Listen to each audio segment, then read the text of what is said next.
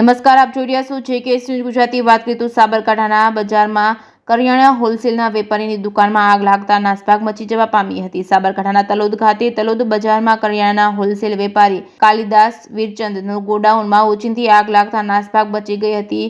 આજે બજારમાં હોળી હોવાથી આજે દુકાન તથા બજાર બંધ હતું।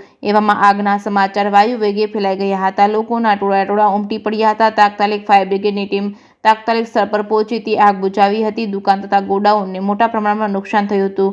ગોડાઉનના માલ સામાન બળીને ખાખ થયો હતો। JKS ન્યૂઝ ગુજરાતી સાથે પરેશ શર્મા, તલોદ। આજ રોજ 10:30 વાગે મારા દુકાનના માણસે બાજુમાં હતો, માલ સામાન ફેરવતો હતો।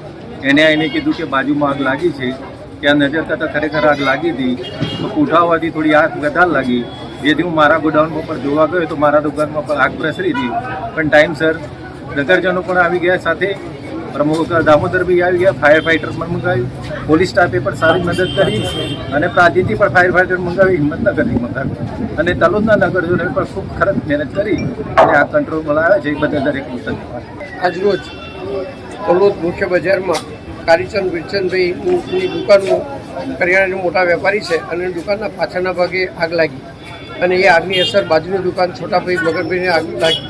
આની તપાસ ખબર પડતા જ તરત જ નગરપાલિકાનું ફાયર બ્રિગેડને તાત્કાલિક કાર્યરત કરીને પાણીનો છંટકાવ ચાલુ કર્યો। આગની ભયંકરતાને જોઈને તાત્કાલિક મામલતદાર સાહેબનો કોન્ટેક્ટ કરીને પ્રાંતિજથી પણ ફાયર ફાઈટર મંગાવ્યું અને બંને ફાયર ફાઈટરની કામગીરીથી આગ કંટ્રોલમાં આવી છે।